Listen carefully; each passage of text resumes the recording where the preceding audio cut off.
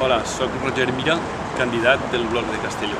Darrere meu està el Palau de la Diputació. Com tots sabeu, dels resultats de les eleccions locals dependrà també qui ens governi. Encara que sembla mentida, no hem vingut ací a parlar de frau, xutxes, loteries, insults o màfies. La Diputació gestiona milions d'euros de fons públics que en aquests temps de crisi més que mai necessiten ser gestionats pensant en el conjunt de ciutadans i no per nombrar assessors i altres panxacontents.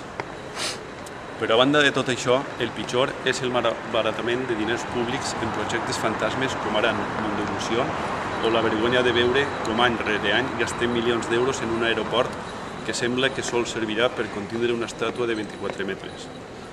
Quan milers de famílies tenen problemes econòmics i moltes empreses no cobren de l'administració, aquestes polítiques són comportaments obscens.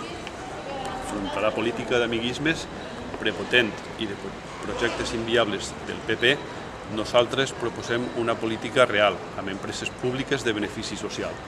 Decideix el teu futur. Vota Bloc.